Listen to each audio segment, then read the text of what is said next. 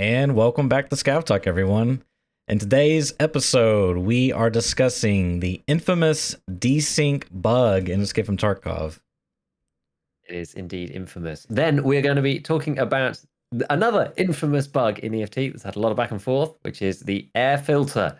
I think Church might have some inside information on this that I'm not privy to yet, or at least I've seen and heard some rumors. So you'll have to enlighten me on the precise details. But I think I know where we're going with it anyway. Then we're going to be talking about the experience of fighting against duos, which in the early wipe has driven me slightly insane. But we'll elaborate on that a little bit later. And finally, we're going to be talking about Unity, the company that sells the product Unity Game Engine, has recently acquired IronSource in a 4.4 billion stock trade deal, and what that could possibly mean for the future of Tarkov. Interesting stuff. So the servers are completely busted. Completely busted, is that the dude. deal? So this is a crazy thing, man. When I first saw this, I was like, dude, you guys are all copium right now. Like, this is some bullshit. It's the typical thing, new wipe, patch sucks, desync, whatever. And I started seeing, that was just like the headlines, right? Then I started seeing some clips, and I was like, okay, there might be something to this. I don't know what's going on, but, I'll wait. Let me just whatever. Then I started watching some YouTube videos, and I was like, oh my god, this is like, this looks really bad, dude. I was watching Landmark and his YouTube raids, and it was literally like every time he shot at something, sometimes, almost every time, right? It was like a full second delay. And Landmark is such a high skill player that he could shoot them, know that was enough damage to kill them, and stop shooting, and then you get to see the full duration of them desyncing and falling over. I was like, oh my god, dude, this looks insanely bad. And I saw him playing on like EU servers because chat was saying, try this, try that, try this, try that, and he had like, the interesting part I saw was the draw FPS. Sorry, that's not the right command. I think it's like FPS_3. You get like all this detailed information breakout with networking and your frames and whatnot. And the interesting ones is like player RTT and RTT, which, if I remember what Veritas came to his conclusion in one of his videos, was player RTT is your round trip time to the server, and then RTT is a server's trip back to you, right? So that, and I assume it's in milliseconds, but I don't know what those numbers are. Anywho, they don't update like every instance or tick or frame or whatever. They just kind of like whatever the time is. But it was interesting because I saw on Landmark's video and Axel's video, at some instances, the player RTT would tick up to like 12,000 and it would actually go in the yellow. And I was like, whoa, because Axel did a video on it as well. And I was like, whoa, that's okay. There's probably something going on here, but still, people were talking about these like conspiracy theory. Well, I say conspiracy theories, but they were saying it's tied to your accounts. I don't know the details of the story. I just saw it like passing by, scrolling through my Twitter daily when I'm sitting on the pooper. And someone said like Ghost Freak confirmed it from a BSG dev that confirmed it. That was tied to an account. And I'm just like, I don't know what's going on. I'm just gonna wait till BSG says something, because that's like, if it's tied to accounts, that's like some really wacky, like that just sounds like some conspiracy theory shit to me. Yeah, exactly. Yeah, I know. I've seen the same stuff. It's really weird. I mean, there's a few different people. I think the ones that come to mind in the high profile sense was like some clips from Valiant, which is pretty much that. Yeah, some clips from obviously Landmark himself. I think I've seen exactly the clip that you're talking about, where he shoots exactly enough to kill them, and then then they just fall over dead. Yeah, which is pretty wacky. And then the Axel stuff as well. Like it seems like all of these things are kind of tied together. Like Landmark's one's kind of interesting because he posted a post on Twitter saying, Battle State, I've tried reporting the bug affecting many players, insane lag and desync, I can't get a response. Logical Solutions, I mean, who's, analytical, like data-driven dude anyway, replied to this post and said, here's an example of set issues. The issue only happens on his PMC. It's not on his scav. It doesn't matter on the servers. Test it on a new account and the issue doesn't exist, which was like totally fascinating. Yeah, for sure. and and in Axel's video as well, it was like shooting people with like different guns, whatever. Like One Peg's done a video about it. Probably isn't actually about shotguns; it's about something else. But I don't really know. I actually quite like One Peg's video. Like it's half about the issue. If you haven't seen it, then it's worth a watch. But it's like it's half it's half about the issue, but like the other half of it is like quite introspective about putting out claims that like, oh, it's shotguns, or oh, it's this, or oh, it's that. Doesn't necessarily just like help in general. Right. And it was quite I like the approach that he took, because he was like, I've put these claims out myself in the past, and I have learned that it is a very bad thing. And it's not, it's not, he said, I learned the hard way, basically. Trying to, without having all the facts and all the details, trying to, and he eventually basically just like, well, we couldn't really replicate it in the online offline servers. Yeah, maybe you could go to online and do this or do that, but they had like some crazy desync, and certain players would desyncing more than other people, and all this stuff. And there, he went into all sorts of things about how, because they've actually increased the ping limit recently, and apparently Nikita in the past was talking about how if you take it over 200 ping, then the Unity netcode just like breaks down and starts falling apart and stuff like this. And you can get problems, which I didn't actually even think about. You can get problems with people using VPNs to access servers that they shouldn't be accessing. So as far as the Battlestate server is concerned, all they see is the local VPN like exit point, I guess, whereas the real user is like behind off in the distance, right? And so they don't actually have the ping that they think they have. And I'm sure that can cause all sorts of screwy stuff. Anyway, I mean, I don't know whether you've seen today's the actual explanation partly within the hotfix list, which I think is absolutely fascinating and ties in perfectly with Landmark's experience, which is like, it's just like incomprehensible that this is like the thing. But we have installed an update containing several fixes and changes. The game will not stop. Please download the update. List of changes. Fixed possible freezes while shooting if players have a large number of quests. Right. I mean, it sounds Let that sink in. Fixed possible freezes while shooting if the players have a large number of active quests. And what's interesting about this is, in this patch, we know that a lot of the quests have been like unlinearified. You know what I mean? You get through to a certain set of Jaeger quests, and he gives you all the boss quests. Yeah. That kind of thing. Like I'm sort of getting to some of those landmarks, not accidental pun. And I'm ending up with an enormous like quest queue as well. And so who knows exactly what's happened there, whether it is just like the number is causing some problem, or whether it's something else. I think there was some discussions within our Discord groups about, you could easily have done it by accident, if you're going through and checking on every hit, you're having to check every quest to make sure that it doesn't fulfill any of the requirements or something, and the loop's too big, or there's something wrong and it's like calling the wrong function or whatever, and it's like causing lag or whatever. There's like lots of reasons why it could be like that. So that kind of also helps to explain like how it's super weird, and you only see it on some people and not on others, and with any gun, and sometimes it's on different servers and sometimes not, because like some people have the bug and some people don't. And Tony only had it on his actual PMC, not on his scav, not on his new account or anything. So it's weird, and so that's why it kind of was to do with accounts. Yes. In a sort of roundabout kind of way. In a very roundabout way, yes. But so it's just bizarre. So hopefully this is fixed.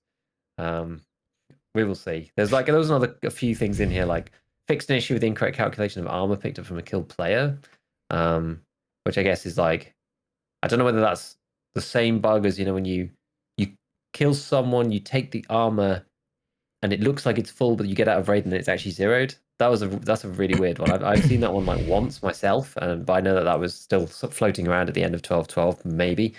And then like fixed an issue leading to a player teleporting whilst moving up and down stairs in some cases, which is pretty funny. So yeah, hopefully we see a bit of an improvement after these changes. Whatever they've done, they've tried to like unscrew it, and we'll see.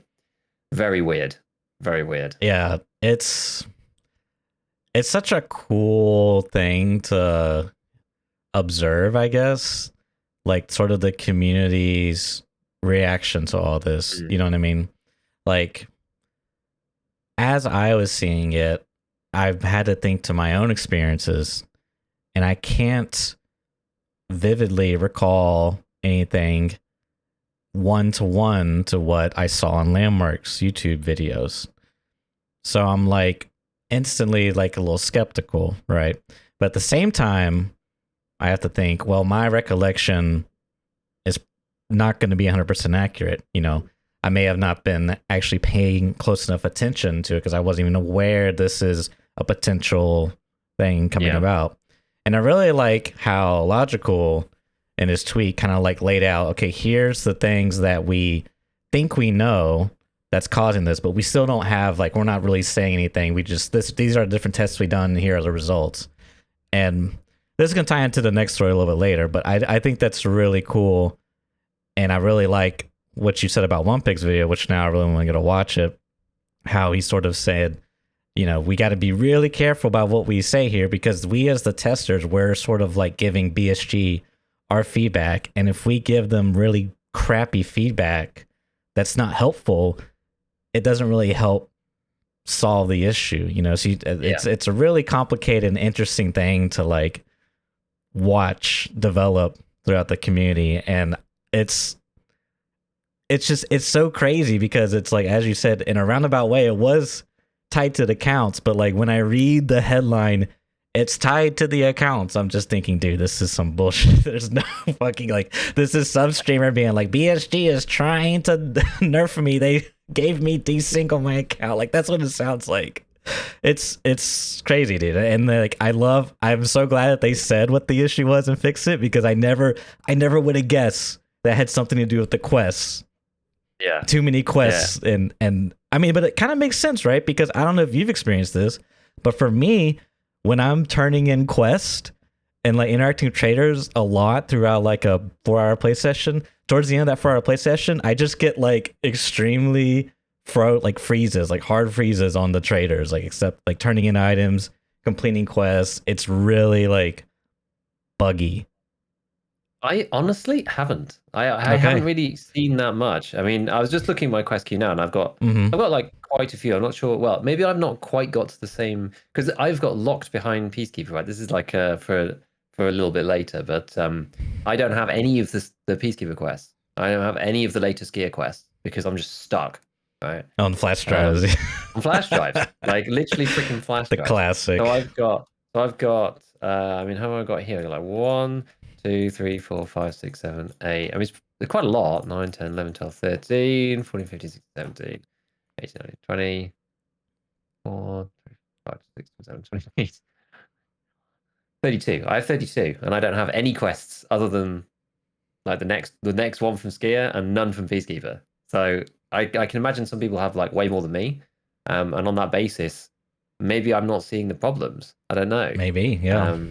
My game client seems to be working okay. So it seems the only thing that I'm getting is sometimes if I'm whizzing about between the traders and my stash and stuff too much, I finally press escape to go back to the main menu, and it just goes, yeah, and then finally gets there. Yeah. But it's only doing that final switch back to the main menu, and it's not even that bad. It's only kind of a couple of seconds, and then then it comes back again. But I don't know. Again, maybe it's also the fact that half the time on stream it's actually been all right though. So I don't know.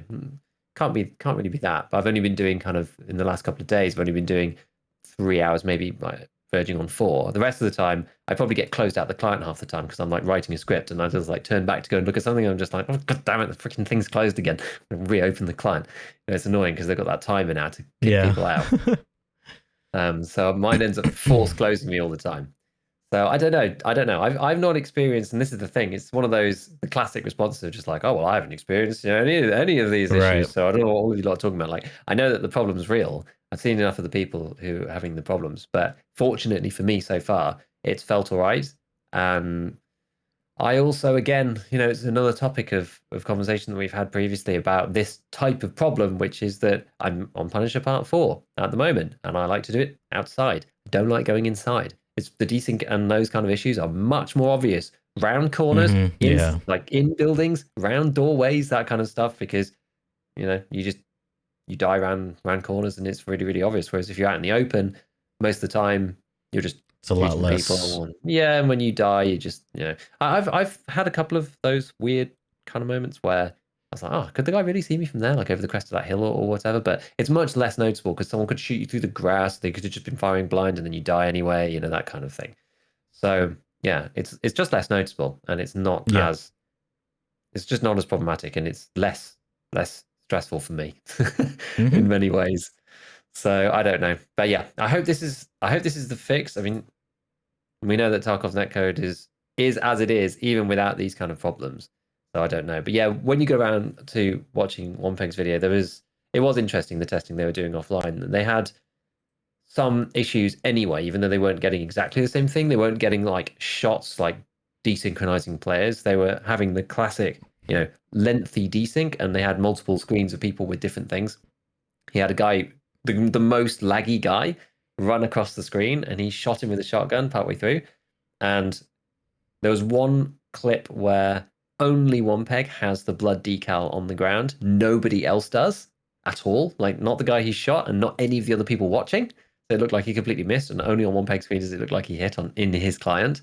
And then there's another one where the guy goes behind. He's like running, and then he goes behind a wall, and he shoots him just as he goes behind the wall. And from the dude's perspective, so like it's the server registers it as a miss, and from the guy's perspective, one peg doesn't even shoot until he's like halfway along the wall from like behind it. So yeah, there's some kooky stuff going on. It's a bit strange. Yep. The joys of netcode and networking, man, trying to connect people from across the globe to have a seamless multiplayer experience. I mean, it's really hard, right? It's a freaking hard thing to do. And we take for granted the expert netcode of Counter-Strike or Valorant or Overwatch or any of these other games that have been built by the AAAs and aren't built on, you know, Unity-based netcode or whatever. Like, I don't know how much scope BSG actually have to change it. You know, one of those things that's like baked so hardwired into the engine and into the system. Like, I just don't know how much scope they have to mess around with that kind of thing. It's one of those things you imagine when you first start building a new game. You're just like, right, we'll just use the defaults, okay, and then you finally get around to changing it. You're just like, this is problematic. But no, I have no understanding of exactly what it is that they need to do on their side, or how much, or how little interaction they have with the underlying software to be able to do it. So we just have to trust them to get on with it, basically. Yeah, I mean, I have a feeling when it comes to netcode in general that, and this probably is complete BS, but this is just my thought, is that you basically have to choose between two evils, I guess. You know, which do you prefer that feels better to the player? You know, option A, which is still like, that doesn't feel good, you know, that feels like I got cheated there. Or option B, that doesn't feel good either, I feel like I got cheated there. You know, that's kind of how I think it may be in reality, maybe not. But there's so many like links in the chain that can break, that can cause, because you have stuff like prediction, you know, obviously desync. I mean, there's so much stuff that's just like, oh yeah, it's crazy, man. Shots not registering because even though on your client you were shooting at him there, in reality on the server client he wasn't actually there. You know, it's just like, it's such a hard thing to.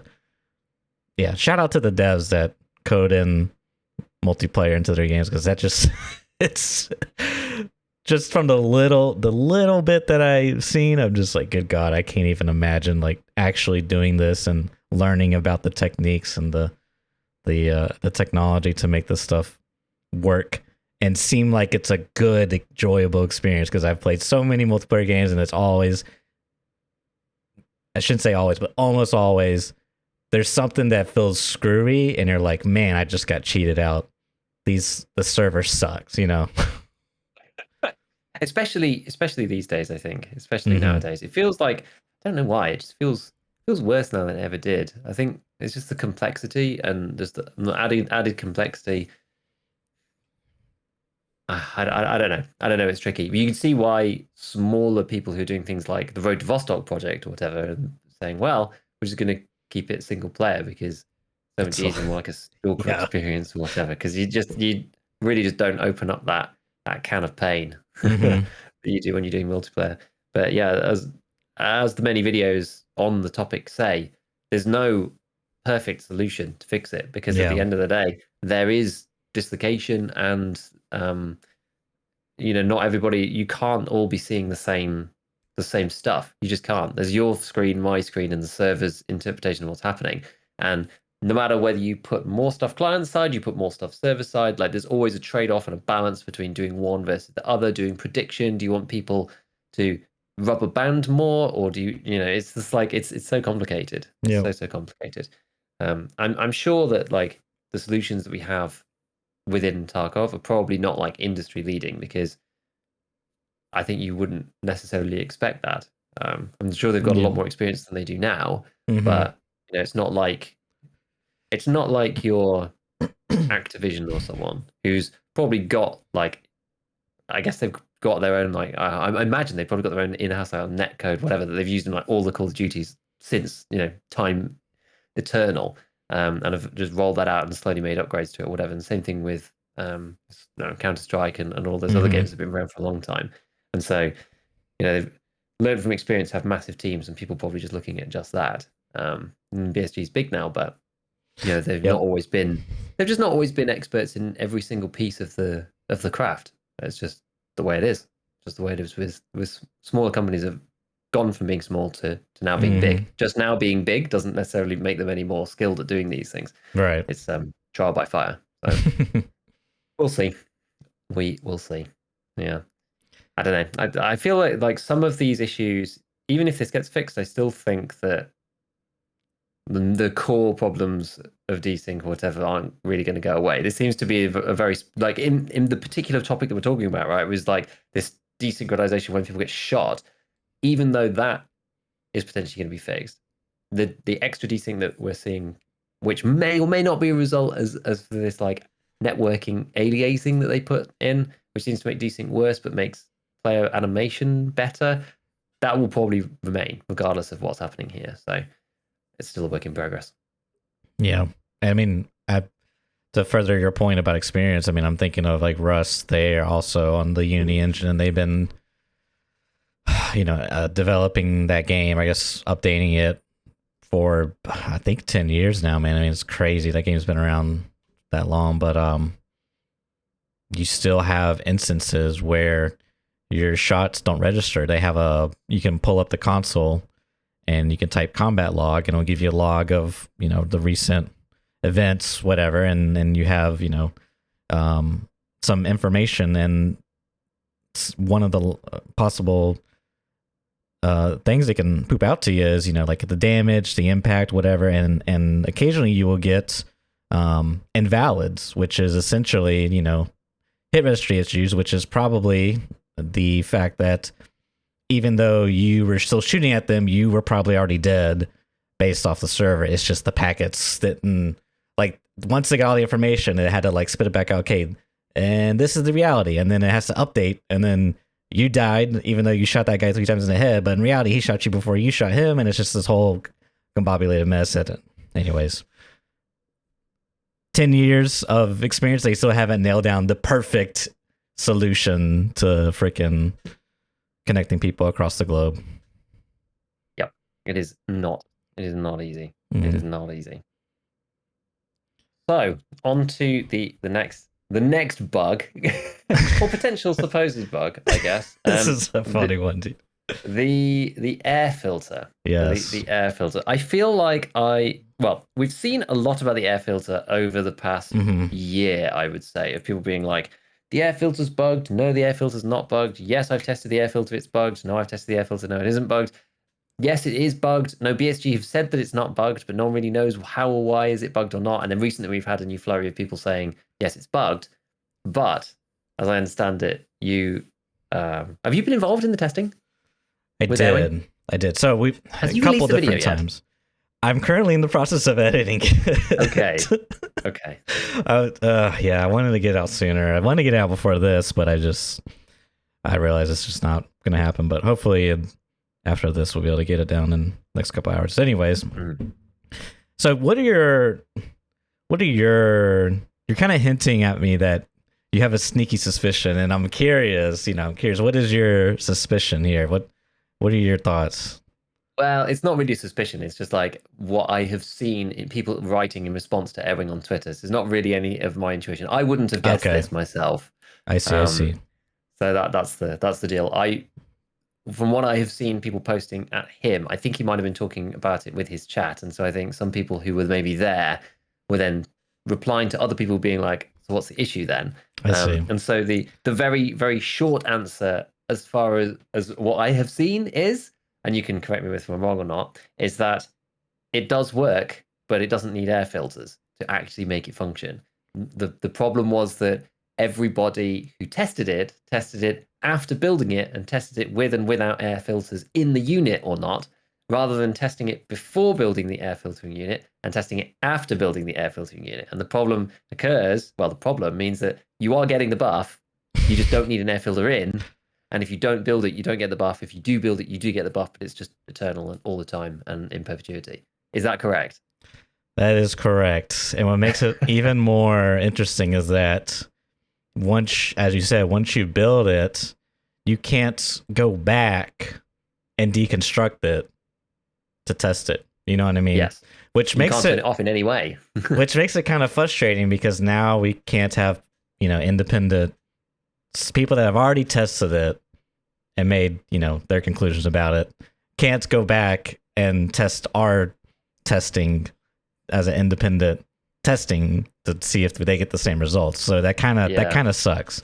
But yeah, the TDLR is the air filter works, but you don't have to actually put a filter in. As soon as you install it, whether the power is on, whether the power is off, whether you have an air filter in, whether you don't have an air filter in, it works. You get the full 40%, the physicals, and the hideout management skill bonus. So like, I think it's like I think it scales 1% per level. Right. I recall. So like in Airwing's testing, he was 44%. So to sort of like summarize the journey of this, last wipe, we were, Airwings kind of had some doubts about the testing that people have done on the air filter being bugged because he felt that there was a bit of a gap in their testing. Like there could have been things that they could have done better. And so we did some tests back then to sort of understand how the systems work because to obviously to see the effects being applied, we got to like see that happening. We got to observe it. So he went into an offline raid, ran, we took some numbers down, we took some screenshots. We found that, okay, here's how diminishing scales roughly work. We got like a vague idea. It's like a flat, I think it's, I don't even remember. I won't even try to quote it, but I think it is every 1 point you get, and specifically strength and endurance, you go down a tier. So that starter rate, I think you start at 120% bonus, and then you go down to 100%, and then something like that. It's weird numbers past that, like it's a diminishing return, and then if you wait 5 minutes, you'll reset back to 100%, and you do it all over again, but it's essentially every 1 point you go down a tier in terms of your multiplier, if you will. And, we were trying to figure out, so we were trying to figure that out. And mind you, he had the air filter installed at this time, but he he didn't have a filter in. So we were trying to get a baseline, right? So we were getting that data.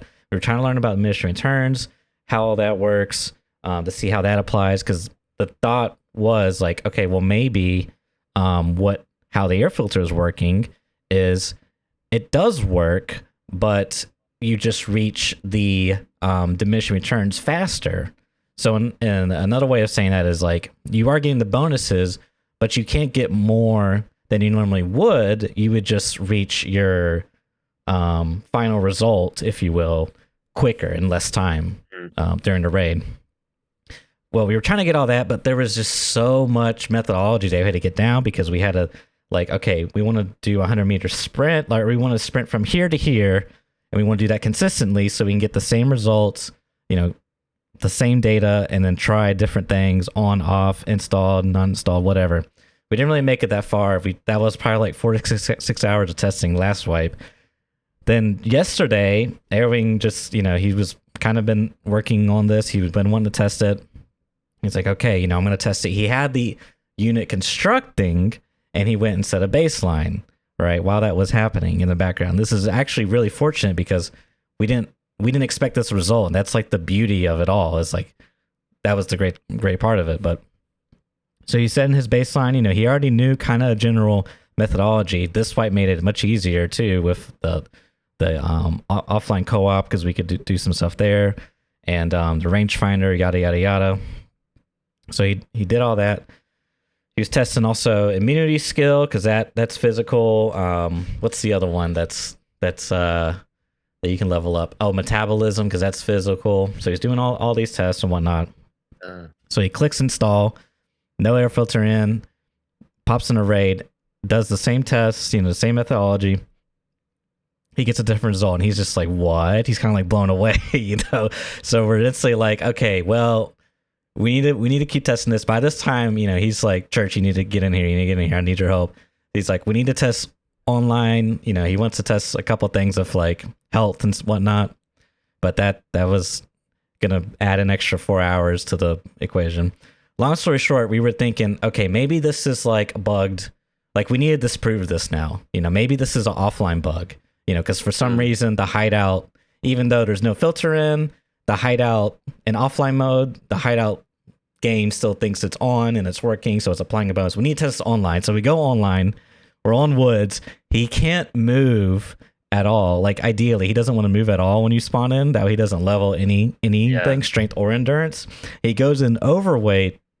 That way, in theory, you can't possibly level endurance. So he drops his bag. I go back 100 meters. He range finds me. In the middle of all that, he's like, Church, I hear someone. He's like, you need to come back and protect me. I'm like, oh, crap, dude. So I run back. There's no one there. I don't know what happened. So we go back. He runs to me, drops it again. Same result. It's, like 1.2 more than what he was getting, which was like 44%, right? Or like 43%, which is equivalent to the hideout air filter bonus plus his hideout management skill, which was 4%. So we're just like, dude, this is it. Like, guys, what else can we test? Like, we need to disprove this. There's got to be something wrong. So someone suggested we turn off the power in the hideout. It's like, dude, that's actually a good idea. Let's try that. We tried that. We tried the air filter in and out, and it was just like, oh my god, it's bugged, but it's a good bug, you guys. So all you have to do is build the station. And that's it. Don't install any air filters. I mean, you can if you want to. You'll level up your hideout management skill, but they don't really do anything for you. So that's the bug. And it's just kind of like been like, I think for Arrowwing, it's kind of been like, in a weird way, like vindication, because he just felt that there was a lot of gaps in some of the testing they were doing, and they were jumping to conclusions. And that, I don't know, it's just like, I don't know. It just, I think it was kind of like good for the community too, because it's like, as we said earlier with the Desync servers thing, it's just like when we report these things to BSG, if we're giving them bad info, they're going to end up looking in the wrong places. And this is why I believe, I don't know, but I believe there was like so much miscommunication going on, because BSG was saying, I've heard things like, no, it's not bugged. I've also heard things like, yes, we are aware of it, right? I don't know, but it's just crazy, because I don't know what BSG is going to say, is be like, hey guys, we fixed the bug. Even though it wasn't the exact thing, it wasn't bugged technically. I mean, it is bugged, but not in the way that it was reported to us. It's just a weird thing. I don't know, but it was really cool. It's a pretty cool. I felt like we did justice in science, which was kind of nice. Like, it was really fun to experience. Like, just getting that result, like, just tipped me over too. I was like, dude, this is crazy. Now we gotta disprove it. There's got to be something wrong here. It was fun. It was a lot of fun. It is cool. It's cool. I'm pleased, because I know that Aaron has been talking about this for a long time, and this is the problem. It takes much less time to sprint twice and go, it's bugged, it's not working. Right. You know, it's so easy to sprint twice, check your thing, and then make a claim, right? Make a statement or whatever.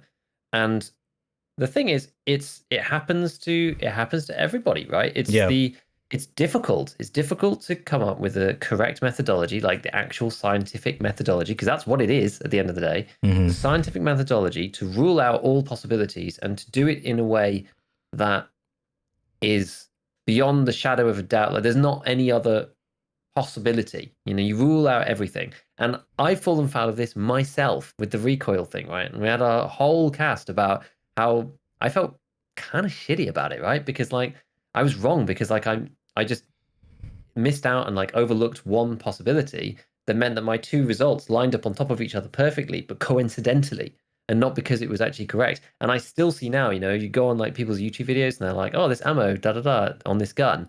And you see people in the comments being like, no, it's a fixed amount. And like GigaBeef tested it. I'm just like, fuck. Like, and people still think that now because that video is more popular than the correction, right? Because of the way that YouTube works. I have both videos out there, right? I have the video and the link to the correction being like, this is part 2.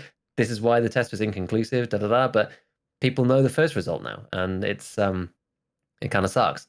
So you know, I've been there. It's difficult, and it's not easy to 100% make sure that you're like absolutely bang on right. And that's why I think this is great, because Aaron's stuck to his guns for a long time. He's always thought that there was something more to it, because I've spoken to him about it previously. But as you guys said, right, it took like 6 hours of testing the first time, probably like another 5 or 6 hours of testing the second time, like more time than that, probably even just thinking about like how to do it, like what do you need to control, how do you prevent any weird abnormalities from slipping in. And if somebody went back and looked at your method, they can't be like, oh, but you know, you didn't account for this, or you didn't look at this, or you didn't do this, or it could be this instead, whatever, right? So it's and it's this kind of thing. You because you don't know what result you're going to get, you have to do all the testing and collect loads of spurious data. Who knew whether Eric needed the data beforehand? He just collected it anyway because he collected everything. Anytime he was doing anything, he collected the data. One interesting thing that you said is that you don't have anyone to kind of back up the claim or whatever. I haven't built it yet, just for a point of reference, because I'm not level 30 yet, so I don't have a mechanic the right level to get the generator up to actually build it. So if you did need a second person to test or check it or whatever, like I haven't made it yet, so I could still do that in theory at some point. That's the thing, is like I think for us, it's not about being right or wrong. It's about advancing it to a point where this is like the next stage. This is our best guess at what we think's going on. And it's like we because there was sort of like a weird vibe, or I shouldn't say vibe is not the right word, but you know, Airing would say, hey guys, I'm a little skeptical about this, and then he would get almost like berated by people saying, no, you don't need to do anything, it's already been done, we already know how it works. And it's like, I feel like we would want to welcome people doing their own test and coming to their own conclusion and then publishing that. You know what I mean?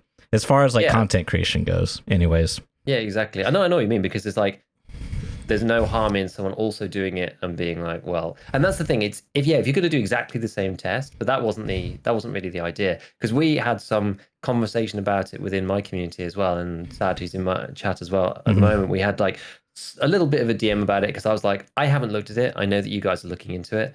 I'm not like hugely incentivized to look at it because you guys have done so much on it already. It's kind of like, you know, something that I would look at maybe eventually, but firstly, I'm not even there, so I can't test it. And secondly, like I've got other stuff to be looking at. It's fine. But we had some conversation about it, and I floated within my stream the theory of the diminishing returns, and kind of described it in the case of, you know, this was one potential theory as to why it wasn't working. You know, say on one sprint with the filter, you would get 6 points. Without the filter, you'd get 4 points. But diminishing returns means you could only ever get 2. You just hit that 2 faster. Clearly, it's not that, right? That's not the problem. But yeah, in our community and in our DMs, we were having some conversations where Sad actually did some testing himself and was like, you can gain, after you've done that first sprint, he then did a second test, and you could gain quite a lot more points. So he was like, it's not diminishing returns, it's something else. So we actually started to rule that out. But it's like, it's that kind of thing, though. It's like, okay, here's the theory. Okay, well, what does that mean? That means you can't gain any more points. Well, if I do do another sprint, well, I do actually gain more points. Okay, so it's not that, it must be something else. So it's like, it's trying to do those other things. There's no point doing the 2 sprints and being like, also confirmed it, it's still bugged or whatever. You have to do the other thing. You have to do exactly what Aaron did, the other thing, or what Sab was doing, right? It's like, try to confirm the theories. Where is it different? Test it before, test it after, before you've even built it. Things that just like you wouldn't even think make any difference. You have to collect all the data, and then sometimes things are surprising. And as you say, it's not about being right or wrong. It's about, we now understand more about what is happening, which is always really the endeavor, right? Mm-hmm. That's always really the endeavor. And if you do that, then that's great. And that was why I was annoyed when I did my testing, because I basically hadn't done that, because I hadn't ruled out everything. And it's like, it's just tough. It's just tough to do it. It's tough to do it right, and it's tough to do it rigorously. And it's very time consuming. Very time consuming. Can't tell you how many times I watched him load into interchange rate just so he get a good spawn where he could actually run 100 meters. So yeah, that's really cool. I think it's was a really cool experience, and there's no like ill will towards any content creator. It was more just a frustration from the community that, I mean, because he would tell me or show me a couple of things of people being like, you don't need to do this. Like, why are you doing this, or whatever. But I can only imagine how much more he's not showing me, where he just gets comments after comments, and people coming in, whatever, in this chat or whatever. So I can imagine that like really plays a toll.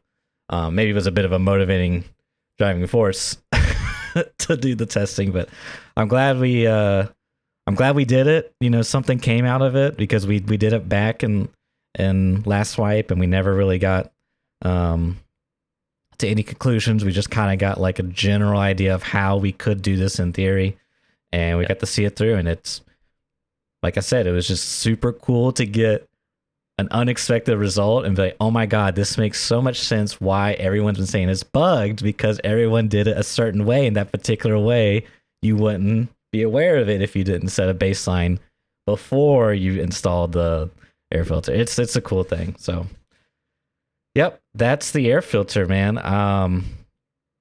That's going to be interesting when they patch that. Yeah, exactly. I kind of want to like rush to it now, rush to the air filter. Metagaming, boys, get in there. Exactly. So you still do? Did you guys look at the hideout management bonus? Do you actually still get that bonus if you put the filter in? Like, you do get it. Do you? Well, we didn't actually test that particular part of it. I mean, let me clarify. You're asking if you get skills for the air filter being consumed. Do you get a skill point for that? Yeah, we didn't actually test that. We're kind of trusting the wiki on that part, so always dangerous. Yeah, I know, right? Especially in these uncharted waters. So we'll see. Let me know. Hey, if you got a test you can get conducted, share it in the ScavTalk Discord. I'd be happy to see that. So you wanted to talk about fighting duos. I did. So where were you in the progression? I just wanted to get an idea. And are you playing like mostly solo this time? I get the impression you probably are, but I am. I did play duos with Shudaville the other day. I don't know if you know him. Have you seen his YouTube shorts? Yeah. Okay. That was really, I had a lot of fun playing with him. Good time. But mostly, other than that, mostly solo. And I'm about 25, I think. Level 25, maybe 26. And I'm kind of like teetering on like mostly shoreline quests. I got a fair amount stacked up there, so that's kind of where I'm at. So it's early. Cool. Yeah, we're pretty much at the same points. Like, I slowed down the last couple of days because of the COVID thing, and then I was busy doing content and stuff. So like, I've done some stuff on stream, but then I had to feel. I actually had, me and my wife had our 4 years wedding anniversary the other night, so I had an evening off, and all of us are kind of like still like locked in, because we actually like one of the few people with COVID tests remaining, and we're all still positive, so we can't actually really go out in good conscience, even though no one else really seems to bother anymore, which is it is what it is anyway. So I'm like, I've kind of slowed down a little bit on progression, but dude, I've been doing Punisher Part 4, and I Now, have which one is been. that? That is the one where you have to wear the scav vest and the balaclava and kill people on Okay. shoreline. So you can choose any gun you like, Yeah. and normally I complete this with the RFP with M80 outside on shoreline. That's normally where I do it. It's faster in resort, but I'm not very good at resort. I don't like resort. I don't like the audio shenanigans that you have to do. I don't really like fighting squads inside buildings like that because Yep. I just get pincered and die. Like I'm not skilled enough normally in just like raw PvP to win in those situations. So I need to whiff my shot and then have an ability to reposition and flank around and do whatever. And it's been going okay. Like I'm on 8 kills out of 10 of the PMC kills, so it's all right. But dude, I've been having some real problems with fighting against duos, and I just needed to like just needed to try and like figure out what to do. It seems for some reason, I think it might be because of where we are in the white. People are still progressing. Like rat gameplay is the wrong way to describe it, but Okay. the tendency for players, especially within the last couple of days, you kill like I can almost always kill like I see them first because I'm using better knowledges of the spawns or just cutting people off and they're trying to rush and they're in a pair and they feel confident, whatever. I can almost always kill the first guy. And then the second guy, I think I've also had a bit of a string of bad luck as well. The second guy, recently, they literally just like they disappear and I'm not sure where they are. And then they just sit there. Yeah. And they sit there and they sit there and they sit there. And I had the most frustrating one the other day, which was we spawn in, we're over by road to customs. I run up on because you've got the telecommunications tower, and then there's the other smaller ridge line. I'm over by that side. Two guys just running straight from the bottom corner across to resort. So they're like going past weather station, but just out in the open. I'm there, like kill the first guy, but there's like I've got some bushes cover, whatever. And the second guy, I picked the guy at the back because I was using BT, so I didn't want to shoot at the first guy and have the That's second guy smart. see my traces Right. and Right. then shoot me. And I was using the SAG AK, which Oh, okay. feels kind of nice actually. Yeah. It's okay with BT. I was like, let's try something different because I was running out of M80, so I had to do something else. Because I killed that guy. I'm like, fine. I don't know where the other guy's gone. I like run back, flank around, like watching, move to the next set of bushes, watching. And this, so basically, I'm going, if you're thinking on the map, I'm going counterclockwise, sort of up towards resort, broadly speaking. I'm like slowly looping, like past resort towards weather station, that kind of thing. I loop all the way around. I like kind of get to the weather station side. I like keep going out into the field, and then I like come in from the 180 from the back, like make it to the rock, finally see somebody, but they see me at the same time. We have this firefight, and the guy flechettes me from like 45 meters away, 2 shots to the head, bang, bang, dead. And I was like, oh, and it was like a 15-minute flank as well, dude. I was like, oh, we did everything right and just like died. And then like I've had this like a couple of times, and it's just I'm almost getting to the stage where it's like you kill the first guy, and then you just leave and just reload into a new Yeah. raid. Like I'm getting so tempted. I had like a fight against a trio. I finally found them and then just got like pushed and killed. Like it was 2 guys inside a building. I killed one. I'm like, right, well, I need to try and go and find the guy's body because that was the thing. Both times I was just trying to find the body because I wanted to be able to see if the body was looted or not. Because I was like, if the body's looted, the guy's probably gone. If it's not looted, he's probably still in the area. Maybe he goes for it, maybe not. But it gives me some more clues. And in the process of trying to find the body, I just get snapped out by the second guy. And it's like, and I'm being really, really careful. And like, we're not talking I'm rushing in after 2 or 3 minutes. We're doing like 15 minutes of like, I'm circling the area, flanking, looking in.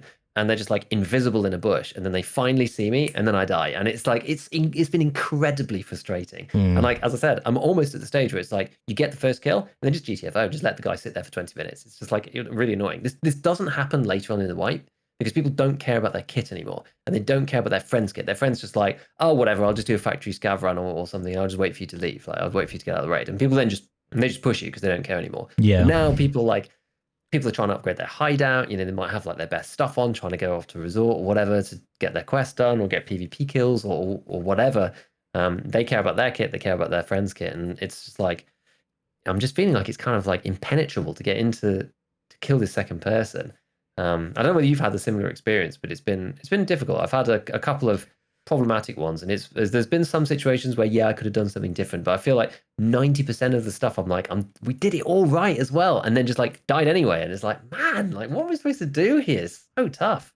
Well, I thought it was interesting that you chose to go counterclockwise. So if I'm like, you know, spitting this correctly back at you, you were on weather station ish, shooting down toward. Well, I was on the telecommunications tower, so we're much closer to Road to Customs. Okay, because the other way is kind of open. It's the open ground to weather station if you go the other way around.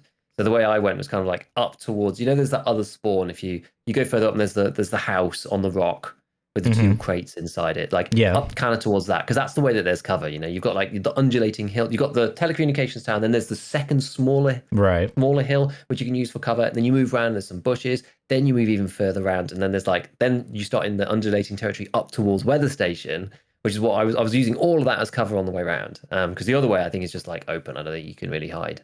So where were you when you engaged them? I was on the telco's tower, which is on that where you marked you got a signal part 1 and where you got to mark it for mechanic as well. Yeah, that one. Yeah. So and then you rotated. I was there. I shot clockwise. Them. They were running towards, and then I rotated. If you look at the map, then I rotated anti-clockwise, further north. Okay, so you went towards the house on the hill with the 2 weapon crates in it. Okay, that makes more sense. Yeah, because originally I thought you went towards weather and then around towards power station up to resort, which I was thinking that's a really high risk. We were quite local. Okay. It was quite a small, it was a relatively small rotation, but it's still quite a big area. So then you got up to the resort, or you got up to the house on the hill? I kind of went past house on the hill. Mm-hmm. I didn't go really anywhere near resort, but I kind of was swinging back towards weather station. It was kind of like resort was like coming past on my right hand side, and I was in those sort of bushes on the way back up towards weather station, like leaving that big open area, so that the guy just has to like run or something. So he was just like down there the whole time. He was just waiting, hiding. And I just was and I was just like zooming in. I had an L-can, and I was like, cannot see him. Like move to the next one, cannot see him. Move to the next one, cannot see him. He's just like in a bush somewhere, just like waiting. I mean, the only thing I would say is like, because you were saying it just almost feels like I should just kill one guy and then GTFO. I guess you could do that. For me, it kind of just depends. Like early wipe, I don't really do a lot of PvP, even though it's like tempting on like a fun side / maybe they got some good stuff on them. They looted, or they got a good kit, whatever. But I usually avoid it, because if I'm doing like, I got to pick up documents in some random bookshelf somewhere, I don't want to keep doing that over and over. If I can just avoid fights, grab it in and out, I can go on to the next quest. Whereas you're doing like a kill quest, so like in some ways it's like kind of worth it for you to chance it. You know what I mean? Yeah, I mean, you are gonna people. Exactly. That's the thing. And it's like it's not like I have any loot on me that like I need for quests, because I went in to kill in particular, and I'm trying to like maximize the number of like engagements that I have, really, rather than anything else, because I'm not going to resort, so I'm also like slightly short on engagements in the first place. So I'm like, I need to see as many people as I physically can. And so that kind of then drives me to be like, let's try and force it. I don't know. I guess like if you're the second guy, and obviously I wasn't to know this until afterwards, but like if you're the second guy and you got caught out in the middle of the open outside like weather station in the plateaued land, and all you've got is a shotgun with flechette, you're gonna feel pretty bad about like getting up and moving, right? Yeah, I mean, it's like it's kind of a gamble. It's such a hard thing, because like I was doing Peacekeeper's task. You get a mark, or you got to get the SAS drives from the crash UAV planes or whatever. And I had to get the one by Road to Customs, and I think I spawned on like basically Road to Customs, right? So I go there, I'm kind of shift W that way, but I'm trying to get away from the little telecom tower, because I know there's a spawn kind of near that sometimes people rush up to. So I'm kind of avoiding that. I'm going basically a beeline towards the UAV thing. Sure enough, I hear Mosin shots towards the telecom tower. So I'm like, okay, I made a good decision. I didn't like go that direction and like hold that position or whatever. I went straight to my objective. But then I hear someone coming from across the way down towards the direction would be RUAF roadblock, I guess, whatever that little port pier thing is. They were coming from that way to do the same quest, so they kind of ran up on me, got into a fight. There's two of them, managed to kill one, but I was like really hurting bad. I think he hit me, he took off my leg or something, and I thought it was like more serious than it was, but turns out he just hit my leg. But in the panic, it's either I prone in a bush nearby and like, wait, or I try to like reposition. So instantly I throw a nade, reposition, I run back towards the road. I guess if you're thinking of the map, it would be like east, directly east. Kind of like, again, I'm not at the road. There's just like a little valley where like the terrain dips down. So I prone down, I fix myself up, whatever. I'm kind of like, I don't know where this guy's at because there's like rocks, there's terrain, there's bushes everywhere where we just fought at.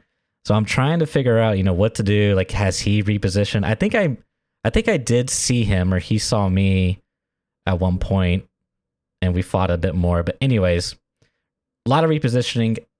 I hear him running, right? So I pulled back probably like 30 meters, 40 meters from where the fight happened, and I hear him running. The running's getting fainter, so I stood up, saw him. He decided to do a really aggressive play and like push his friend's body or whatever. And I'd shot him a few times. Wasn't sure if I got him. Turns out I got him, but I guess it's like, fuck, where was I going with that? I lost my train of thought. I guess if you're doing the quest to like kill people, it kind of makes sense to like min-max your opportunities to fight people, but you also want to balance that between not going broke, right? So like, I don't know, it kind of just depends where you feel like you're comfortable at. If you're fine like risking it constantly, you could just like go full aggressive, or you could do a 20-minute stakeout.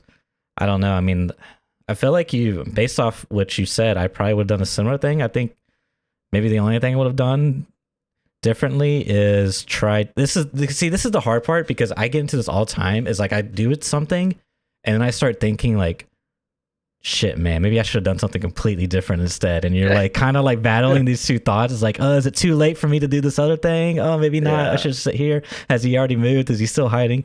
But like the only thing I can think of is like you try to find like a choke point, like the most logical, what you predict he will do. So like maybe he will sprint up the resort mountain, so you get like the best position where you can just watch the resort mountain to try to catch him. I don't know. I mean, it's such these things are just like, who knows? There's so many like multiverse possibilities that could happen. There's really no good solution to it. It's tough, dude, because you're fighting duos. I was thinking about this when I played with Shooterville. It's like I was doing a lot of trolling playing with Shooterville, like a lot of trolling. Like he was looting a duffel bag, and like 15, 20 seconds in a raid, he was looting a duffel bag, and I just like run right in front of him, crouch, and just body block him, right? And then I'm like in the doorway. And then as soon as I commit to that, I hear someone walking. This guy comes up the stairs in reserve and peeks and ketters and hits my helmet twice.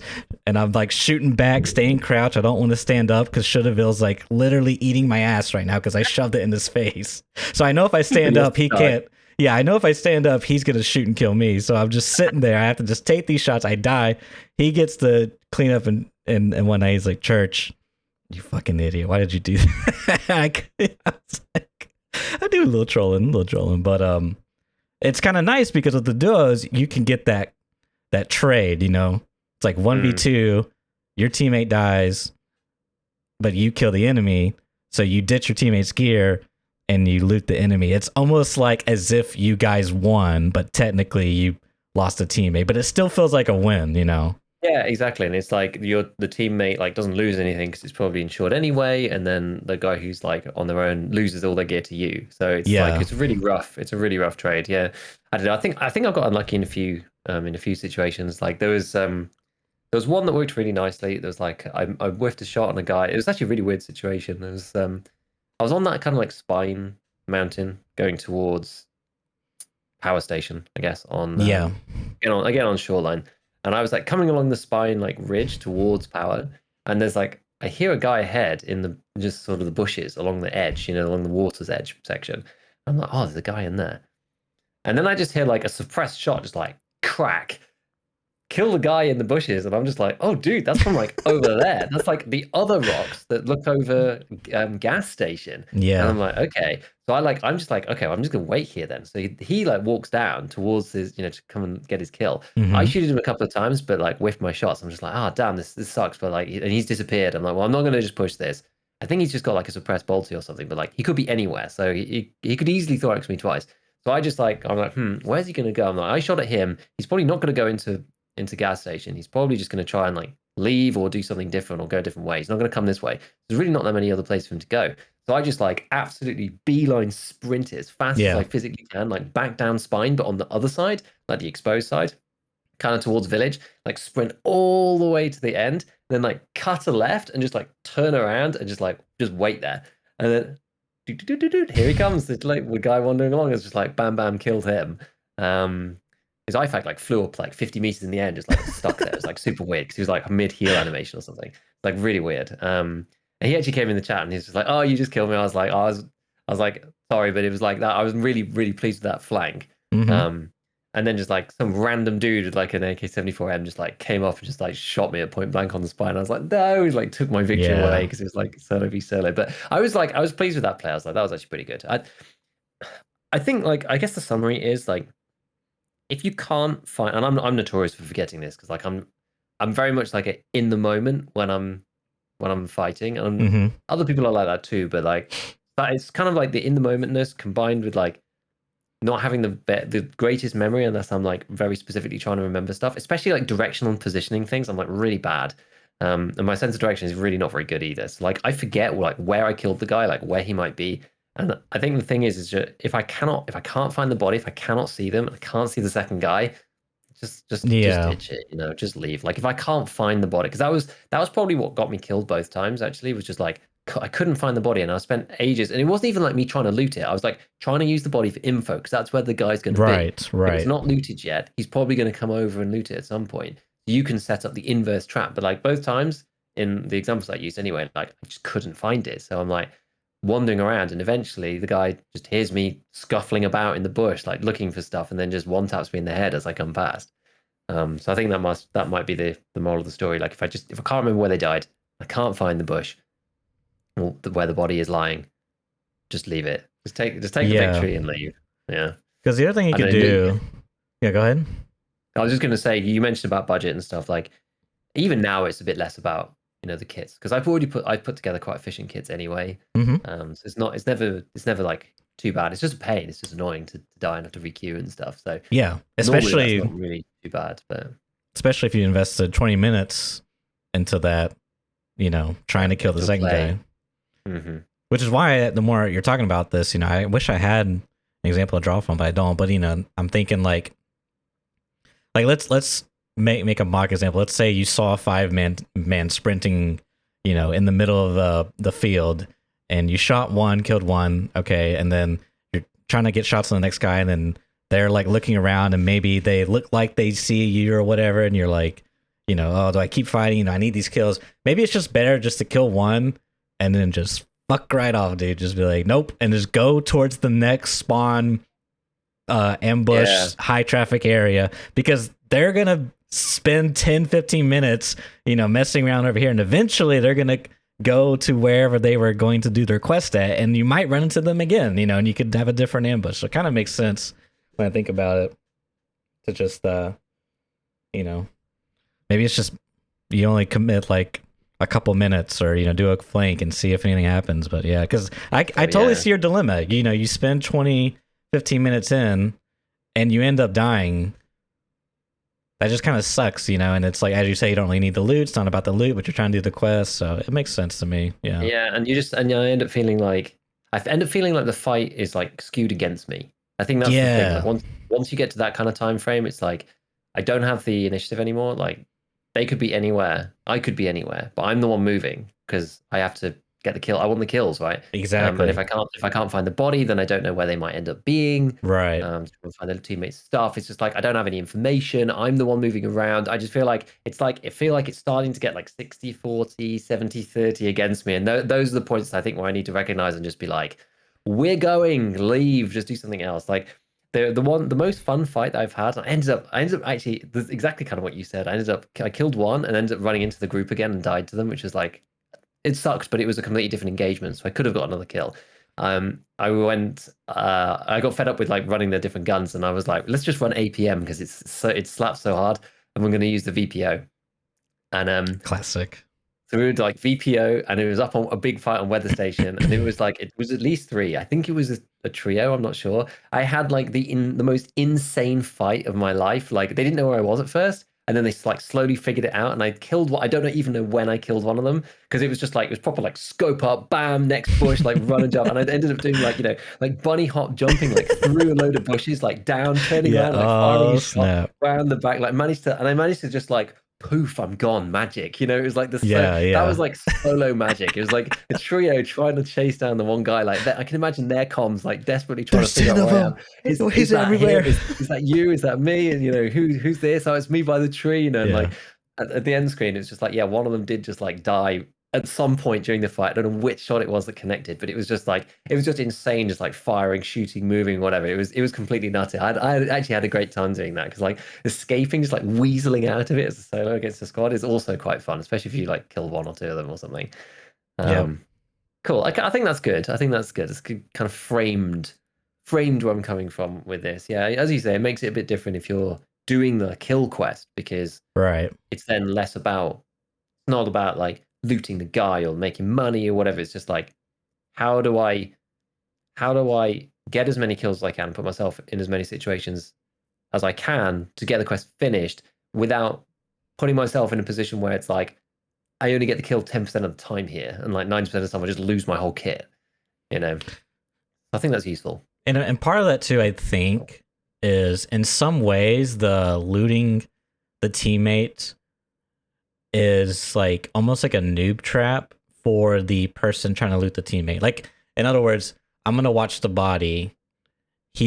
Because he might loot his teammate's body. Well, I think as a new player, that's kind of like maybe like I've done this before. Is like you think your teammate dies, you wait like 5 minutes. I'll just prone crawl up to his body and loot my teammate, and then you die. Right? That's like how it always goes. And so it's almost like they're sort of like metagaming that experience and be like, okay, now I'll just camp my teammate's body, but you're also camping his teammate's body, but you're the one that needs to kill him to get your quest done. So it's like, even though it feels like you have an advantage, you kind of don't. You're both kind of neutral, It's weird. Exactly. And that's the thing. Like, if you can find the body, then it's kind of neutral. If you can't find the body, then you're at the disadvantage. Yeah. Because now you don't know. Yeah, you can't tell if he looted it. Right? Yeah, for sure. If he's still there, you're looking for the body and the guy. He's just looking for you. You're the one moving potentially. Yeah, it's a minefield. It's a minefield. Oh, it's so tough. But have you done Punisher? Have you like not gone down that path line? Have you gone a different way? I think I'm on Punisher 2, which is suppress skills on Shoreline, if I'm not mistaken. Yeah. So I kind of slowed down on. It really hurt me camping 2 hours for bunkhouse to be open when I didn't have that quest, but that kind of set me back a little bit. But it's fine. I'm big chilling.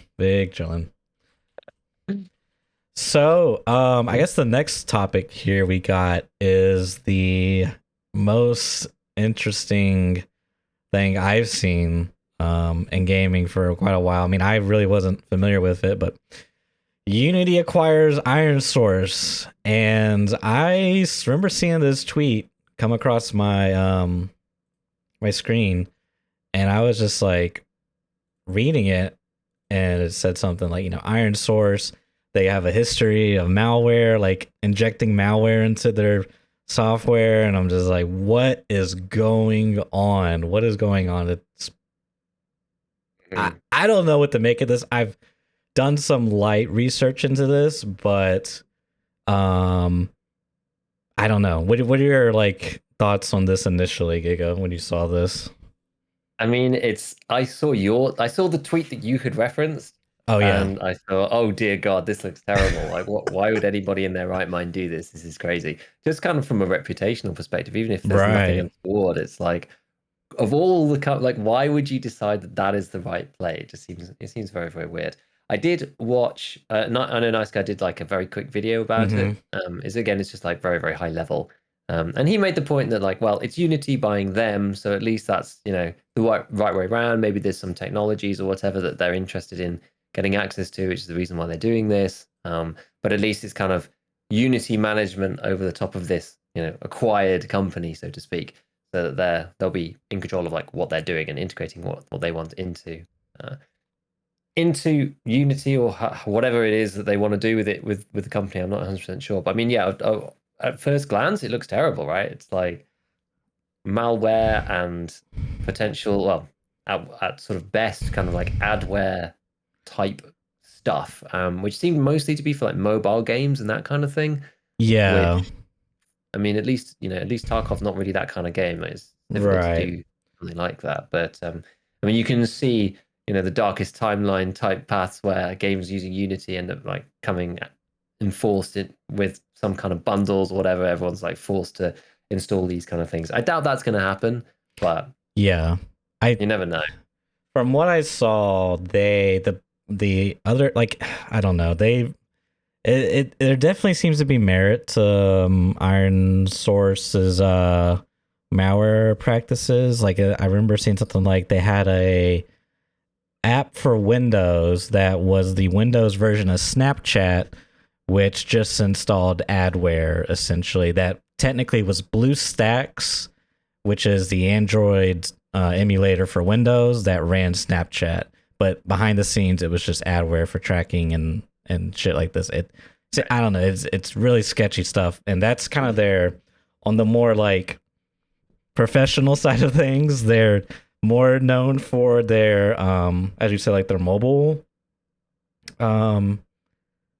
side. I think it has to do with marketing and microtransactions, like really aggressive microtransactions tactics. So I got a couple articles here. I'll just try to like be brief with these because I also saw Nice Guy's video, and the one I'm going to be referencing is Inside Gaming's video. They did a story on a video, and so I guess to give some history, back in, I think it was 2014, the CEO of, or no, sorry, I think it's the COO of EA Games went to work for Unity as the CEO. And we all know EA Games is such a fantastic company. Never come to any criticism or under fire under anything. And that was back, I believe, in 2014. Trying to scrub through and find that article. Huh? Quite a long time ago. Yes. So he's been in charge. He's made some statements recently about some of the controversy of this acquisition or whatever. He called people, and I quote, if you're not thinking about monetization during your creative process, he's kind of like talking to devs that were criticizing. Yeah. You're a fucking idiot is what he said to someone. Which, nice. Yeah, it's, I don't know. This guy's kind of not the most favorite person I've met. So yeah, there's been a lot of devs I've been seeing some tweets here that they are trying to move their engine or their game to a different engine, like Unreal, some other open source one that I've never heard of before. Because you got to remember, the thing with Unity is that this engine's kind of had a bit of a stigma around it. Like, it still does now, but it's nothing like it used to be back in the day. Like, dude, people gave it a lot of shit, dude, a lot of shit. Like, it was like a joke of an engine. Like, it was one of those things like, oh, that's cute. You're making a game on Unity. You know what I mean? Um, but it's come a long, long way. Like it's kind of been sort of a more like a mainstay. I mean, dude, Genshin Impact is made on Unity. Unity as well. Yeah, yeah, dude. I can't remember. There was a lot of games on there that I was like really surprised that's made by Unity, or made on the Unity engine rather. Yeah. Which is really cool. And I've kind of liked Unity throughout the years. I think it's they got a lot of like tools for developers that are really nice. I think kind of innovating that space, making it easier to be a game dev and whatnot. But this just reads like, dude, there's something really bad with this acquisition, man. The interesting part too was back in late June, I want to say, they had like an all hands on deck meeting where they said, hey, because everything with the economy going on, the stock markets, their stock price has been dropping a lot for like the past year, I think. They were like, hey, guys, don't worry, you're not going to lose your jobs, blah blah blah. 2 weeks later, they laid off 300 people, like 300 to 400 people, which was like 4% or something of the workforce, which doesn't sound like a lot, but when you think about the numbers, people are losing their jobs, right?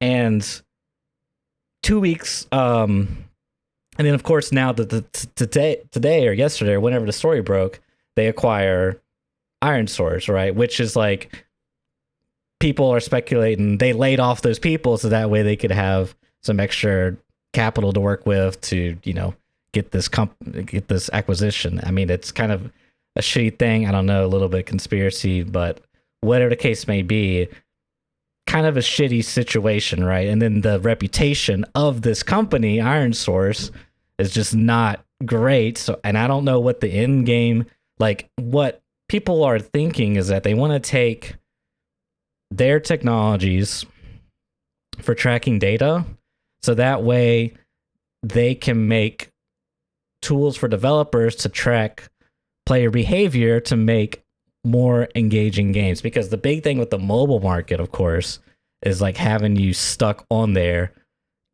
It's free, so you don't spend anything, but you're spending your time watching ads or trying to constantly serve you ads. So if you can make games that keep you addicted for a longer amount of period of time, essentially, right, then that's the strategy for the mobile space. So they want to like expand that side of the business. I don't know, man. So it's just like, it's kind of one of those things where it's like a battle of like, whatever happened to making games as an art form, the creative side. Why has it always got to be about, RPM and CPR and whatever fancy terminologies you want to throw in there for metrics and how long their engagement rate is and blah, how many ads can we squeeze in to this game in the next hour or so, blah, blah, blah. But I don't know what this means for Tarkov. I don't think it probably means much. It's just not a good look for Unity whatsoever. I just think it's a real shame to see what looks like a downward spiral to me anyways. But yeah, it's a very, very strange one. I mean, kind of what you were saying about like the economy and whatever, like it's weird. I almost like the cynical part of me, as soon as you're saying, they want to be making game, like the strategy is to have more analytics to make better games, whatever. Like the cynical part of me just thinks like, oh, is it really just, maybe it's not Tarkov related really, but it's like more tools and abilities to monetize those games properly as opposed to just just the advertising or the eyeballs or whatever. But it's just like more tools for monetization, more tools for microtransactions, that kind of thing, which is, it's the way that the mobile space works. And to my mind, it's like now is a weird time to be making a big acquisition, especially if turmoil and as you said, right, making people redundant or whatever. It's a very strange time to make an acquisition unless you think it's going to make you a lot of money relatively quickly, because it's going to hurt, right? Those big acquisitions normally hurt these companies quite a lot when they do them in the first place. And yeah, as you say, if you're letting off staff as well, it's like you really must think that there's something there that's going to make decent amount of cash pretty quick. Otherwise, you wouldn't go and do it, which then normally makes me think suspect stuff. Yeah, it sounds really shady, right? Yeah. So I don't know. I think it probably won't affect Tarkov too much because again, we don't have any. This is the least microtransactional game of all time. I know the guys have always said that they're not going to do that. I think even though some people probably wouldn't be opposed, and I think a lot of people wouldn't be opposed to some kind of like cosmetic based microtransactions in Tarkov. I think there's like I think a good portion of the community would be tolerant of that as long as it wasn't anything stupid, just like, you know, different camos on guns or whatever, because like it would help support BSG. Because I do wonder about BSG's business model. Yeah, it's very difficult to keep a game going in development for a really long time without being on a subscription model, because the subscription model more accurately matches the actual business that you have to run to do the thing. You know, it's not a one-time cost to service one more player. Yep. So it doesn't really. I know that they make it expensive, and that kind of probably helps, right? The fact that EOD is so expensive in the first place probably does help. But they constantly kind of need an influx of new people trying out the game. Exactly. Which, again, like I wouldn't necessarily be. I don't know. I wouldn't necessarily be opposed to switching over to, you know, have at least an option for that instead. Like, you know, maybe you sell both. I don't know. And some people would choose to pay $6.99 or $7.99 or something for however many years they play the game. I don't know. But it just seems that an odd thing. It just seems a really, really odd thing. I know lots of people in chat saying microtransactions are a slippery slope, and I know they are, but you know, if they're done, they can be done well. It's not impossible. For sure. And I mean, I personally wouldn't mind some type of cosmetic microtransactions in the game, just to have that sort of like slow trickling, because you have the majority of the microtransaction stuff, the whales as they're called, they're like the big customers, right? You know, most people maybe spend, I don't know, over the course of a year, a couple bucks here and there on a couple skins. You know, it's just like, but the whales are the guys that's like, they just throw money, and typically that money throwing is involved in loot boxes, which I don't want. I do not like loot boxes. I hate that shit. Get that shit out of my games, dude. Don't involve money in the process. But anyways, I'll go Battle Pass when. Yeah, dude, don't even start, dude. You've already triggered the comment section. No, but seriously, because it is kind of like a thing, is like they have to, you know, if this eventually this can't go on forever, you know, in terms of like financially and the video game has to come to an end, and they're going to move to a new project. I mean, no one wants to paint a, you know, picture of I'm going to say something stupid. No one wants to paint a painting for the, you know, eternity. Eventually you want to be done and move on to the next art project, right? So I can understand that eventually they want to move on, but that's kind of the thing for me, is like, for them to acquire new customers, like how are they going to do that? Like they only, you know, if Tarkov's supposed to be a niche game, then to acquire new customers, you have to get out of that niche. So does that, like, what does that look like? Is that arena? You know, maybe. I don't know, but I'm just like, that's always kind of a fear. And that's why I really like the subscription models for like Path of Exile, or even like their cosmetics ones for like CSGO, even though they got loot boxes or whatever, because it's just like, I don't know. And so your incentives are a little bit different, I think. In some ways, there can be a bit of a dark side where they're incentivized to only make skins and cosmetics because that's what pays the bills, not updates to the game. On the flip side, you know, I don't know. It's just, it's an interesting space, but I would like to see them get you know, whatever, like give me $5 and I can spray paint my hideout or something, you know, whatever. Like people would buy that shit. Yeah. It doesn't that don't matter. Right? Yeah, and it's like I'm going to be dumb. They could just do it as a one-off and just like, hey, we just want to see what happens, you know, maybe only make $25 off it, whatever, you know what I mean? I don't know, but I would probably buy it just to support them, because how else can I fund the game? You know, I've already bought EOD. They never really expected it to grow this much. It's growing. The expectations rising. I mean, this this patch, to be honest with you, is just kind of like I've kind of hit a wall where I'm just like, man, this is kind of just like the same patch as last patch, and I don't know. Like, I'm doing the quests. Okay, you know, they're okay, but you know, it's just like, damn, I've already done this before. Like, I don't know. It's just like what's I don't know. I'm kind of like that first week, dude, I went really hard. The second week, I've like really slowed down the gas for multiple reasons, but I don't know, man. Yeah. The raiders, I'm not at all excited for the rogue bosses. I'm sorry. I don't know if you saw Jesse's video where he talked about scavs are broken. Here's how to fix them, essentially. The AI. I haven't seen it, but I heard his rant on the podcast. Oh, okay, good. Well, you probably got it then. Probably the same thing. Yeah, I'm sorry. I'm not excited to go fight 2 killers and a cultist Sherman. I'm just not. You know, I'm not excited to sit behind a door and shoot them in the head when they try to open it. Like, that's just not fun and engaging gameplay to me. I'd much rather fight a person. So that, to me, that was just like, I guess I'll never go to Power Station, to Alamo, or whatever it's called. What's the other? Fortress, Stronghold, whatever.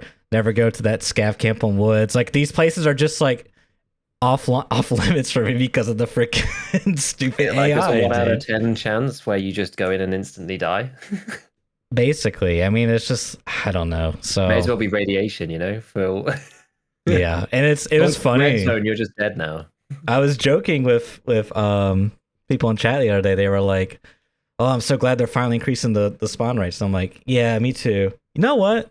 Actually, I'm not. Screw that, dude. I don't want to run into Killa while I'm trying to do this quest. Like, only if I'm on the quest, then I want his spawn rate to be high. Otherwise, I don't want to ever run into him. It's just, you know. I know, and that's what people have said when they've come into my chat as well. Been like, "Oh, you know, what do you think of the new rogue bosses?" And I'm just like, I just hope I never see them go. He's like, why do I ever want to see them in my raids? Like, it's just insane. And what I think is really sad is how it's the ever escalating level of people been able to farm the cultists, they've been able to farm Killer, they've been able to farm or whoever, right? The rogues, whatever.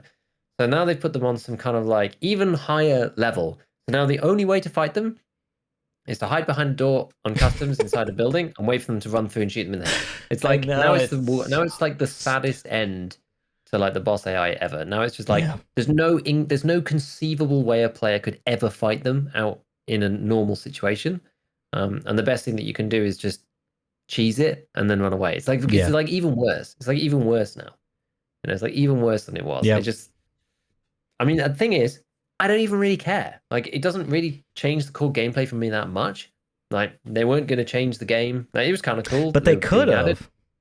That's the thing. The wasted potential. It could have been such a cool experience to fight a coordinated AI that had a unique experience, like a boss fight. Like, I constantly come back to the classic example of like Dark Souls boss fights. Like, you need to play a Dark Souls game, Giga, just to experience the different bosses, because there may be a gimmick, but they're like, but most of them, like, they're you know, it's a unique fight. You have to analyze their attack patterns, figure out, like, most of the time they clearly telegraph their, again, nothing's perfect, but they clearly telegraph their movements, and when you make a mistake, you can learn from that. This is just like, oh, right, I didn't right side peek or hide in the bathroom. You know, he saw me when the pixel of my head peeked over the bush or the shrubbery, and he, you know, one tapped me. It's just like, it's not fun and engaging. I don't have that like amazing, vivid memory of fighting the first boss. I can't remember his name in Dark Souls 3, where I got my ass kicked a million times. So I finally like overcame that and learned it. And it was like a really cool, fun, memorable experience that stuck in my head to this day. Instead, I have this shitty memory of like, God, Kill is so fucking stupid. I can't believe I used to play that game 10 years later. This is the thing, though. It's like, you know, the single player experience with like crafted bosses is like very different to the multiplayer experience with the. True.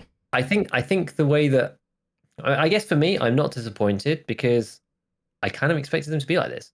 I just did, and so I don't even feel like there's any like wasted potential or whatever, because like the AI simply is not good enough to support a good experience with the bosses. It isn't. Right. It never has been, and it probably won't be for a long time. They need to do all sorts of things, and the way that, you know, the conversation that Veritas had with Nikita about the AI, which was very frank and down to earth about it, even with just simple things like the world is very, very complicated. The AI kind of mesh and the model that we have in place means that scavs can go to one place and then get stuck in loops between two small pieces of terrain because it's just a really complicated world. Like, I just don't think they have the manpower or the ability to make the AI good. I actually don't think they do. And I play Tarkov for, I'm enjoying this wipe anyway because I think 12-12 early wipe is like good early wipe, so I have fun anyway. I'm not a big boss hunter anyway, so I'm not really that bothered. And I never had any expectations that these guys were going to be fun to fight. So for me, it's just kind of like a nothing done. I'm just enjoying it like 12-12-2.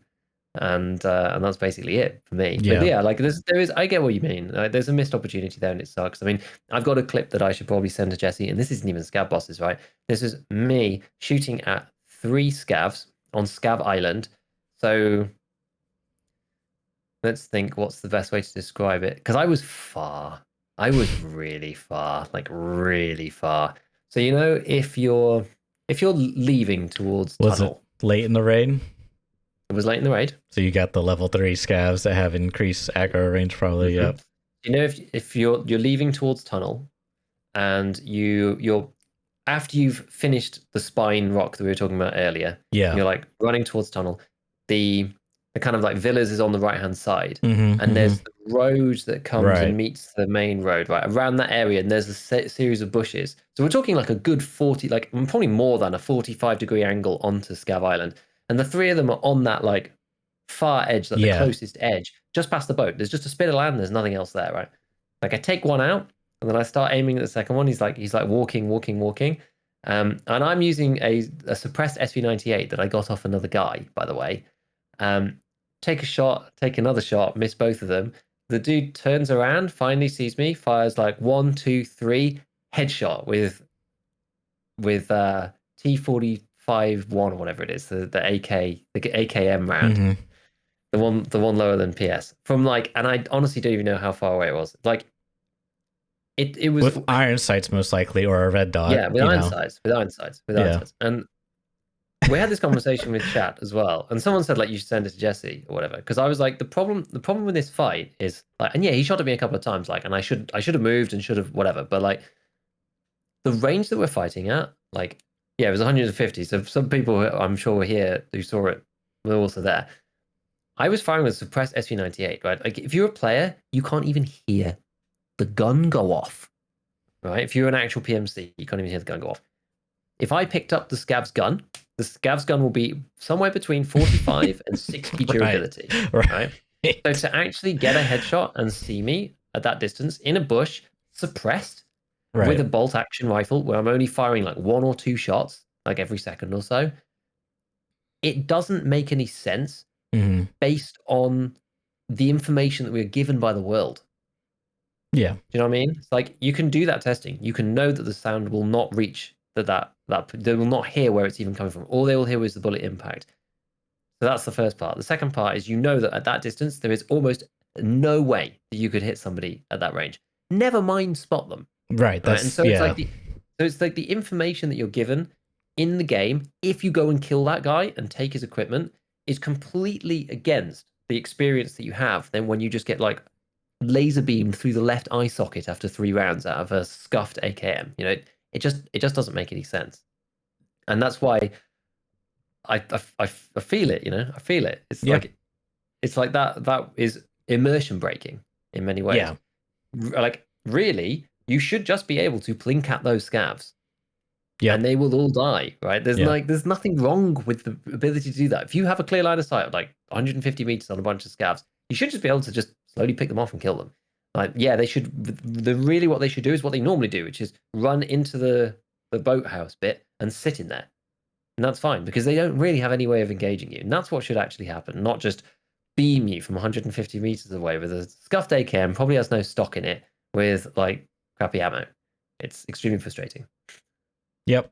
No, I don't know what else to say about this topic. It's just like, I think I agree with you, is that I don't think Tarkov will be relevant,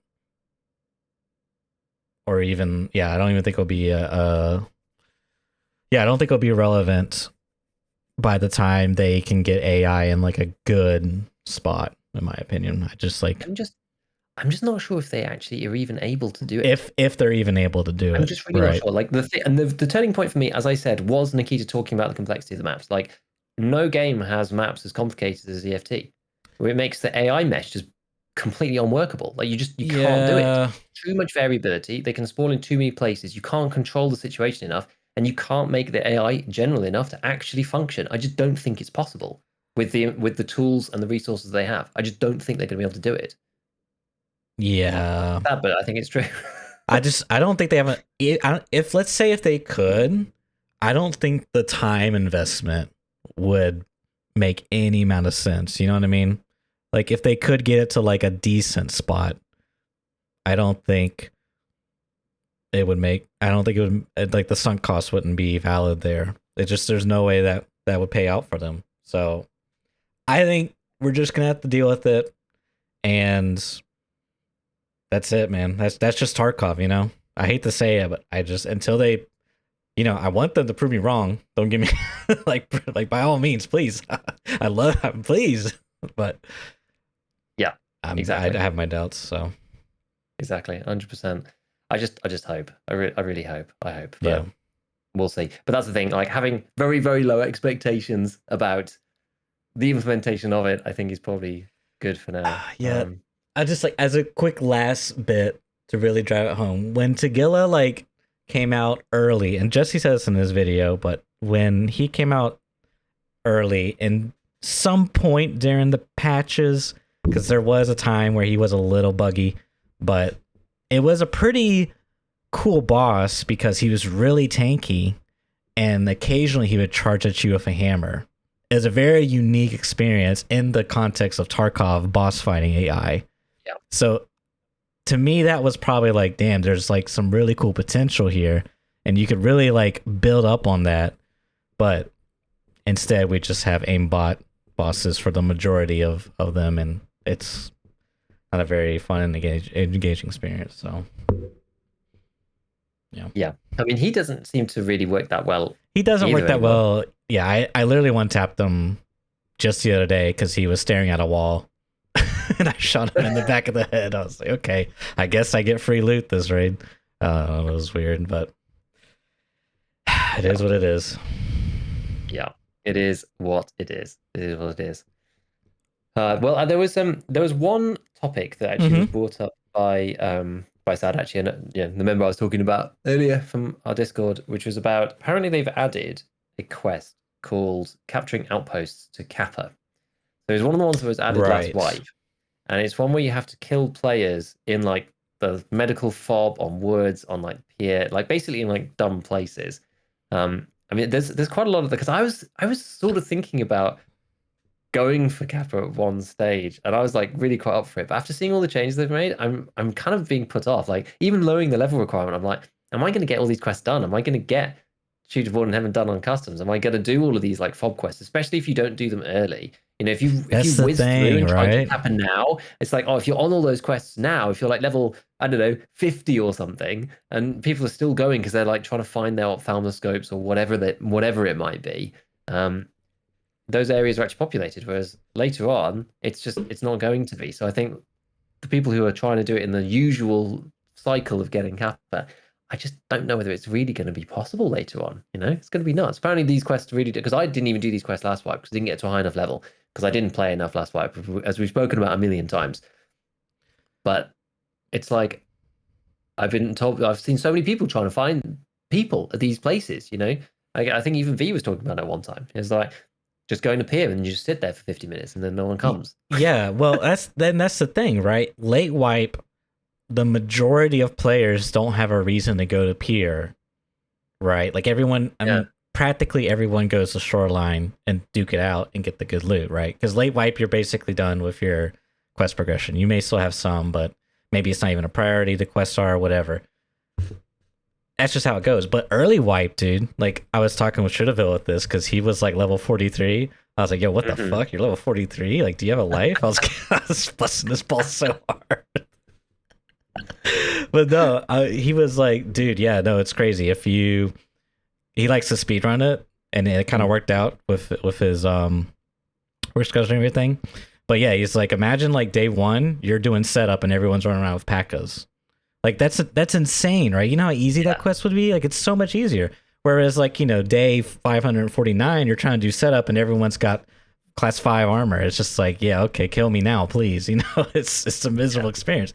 Same thing with capturing outposts. You know, you're day 2 or 3 or whatever day, people are still going to pier to place their markers. Meanwhile, you're on the late game quest to kill them at pier. Like it works out. But if you fast forward that 500 days, no one's going to pier except for like the little 12 level 12 Timmy that's doing his task 6 months into the wipe. You know, he just bought the game. He's like, I want to play Tarkov. My favorite streamer, Dr. Disrespect, played it. Anyways. Yeah, and it's like, and they're only there 1 in every 6 raids or something, and you slowly just work and grind your way up to that. And it's just like, oh, dude, it's just those location-based quests seem pretty bad. I'm as I said, I didn't actually have to do any of them. Yeah, but I think for getting Kappa, I don't know. Those ones just seem they're more like achievement-style quests. Really, really are these ones, right? Where it's not really down to you as a player and your skill. It's just RNG of whether anyone goes there or not. But see, if the quests weren't linear, if we all had daily quests, for example, and mixing with those dailies was like plant things at the pier, like you played the cycle Frontier, right? Yeah, and I really like their quest system, how they did the traders and the progression, because there's 3 traders, you got 3 different tasks from each trader. One was an easy one was a medium one, last one was a difficult one, and they were basically kind of like daily quests. They were like random different things, but mixed in, like, you know, you could kill AI, kill players, loot this, loot that, use this gun, blah blah blah. They also had dailies or sorry, not dailies, but tasks that were like, go take these grenades and plant them in the box here, and they had like these different drop box locations, they called it, on the map, and those were like quests mixed in. And you could, you know, have another quest that's like, kill players in this area that happens to be an area popular for another task within the system. You know what I mean? So like, in other words, I'm saying if capturing outposts was like a daily task, like kill 3 BMCs at the pier location, mixed in with all the other daily tasks that were like, you know, loot this, loot that, go plant this here, there, you could have it feel very like natural, not so like metagaming linear thing where if I'm speed running the progression system in the first 2 weeks, this is actually achievable. It's still painful, but it's achievable, versus doing this 6 months or 3 months down the road where half the people are not even going to pier regardless. It's such a crappy experience. So I got this quest last swipe and I was like, I'm not doing that. You know, I mean, no one, that just sounds like pain, but I don't know. It is what it is. Yeah. Like, again, I think that's a genius idea. I do too. I really do. I really like their quest system. I thought it was really cool because I think you could also re-roll some of the quests. Like, let's say there was a medium quest. Like, you looked at your 3 options and you said, this one's okay, this one's okay, this one's really bad. And you could re-roll that one and then maybe have like a different choice to pick from. But I thought that was a really cool system because it's non-linear, you know, mixes us up a bit. You can still progress through it. It gives you options too. It's not just like, here's your shitty quest, have fun, you know.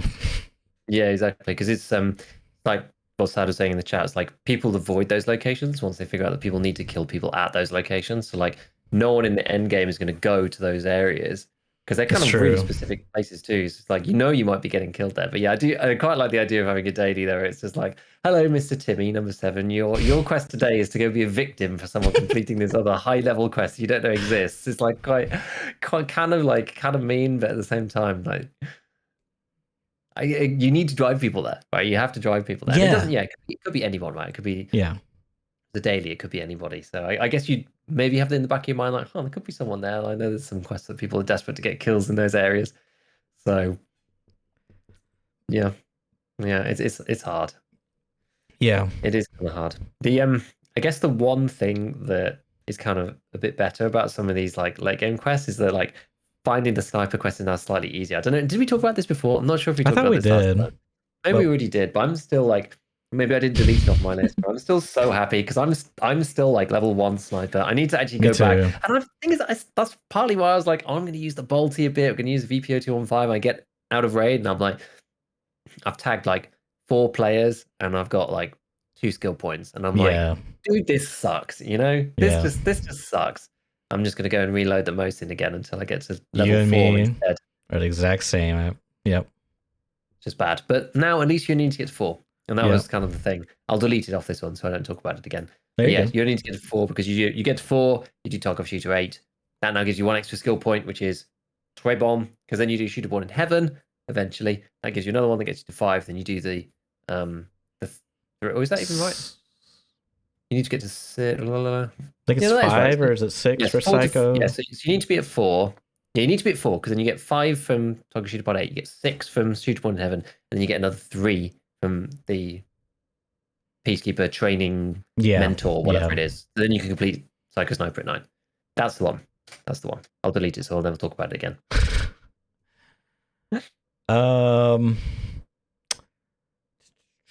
Yeah, I mean that's kind of all I got for me, man.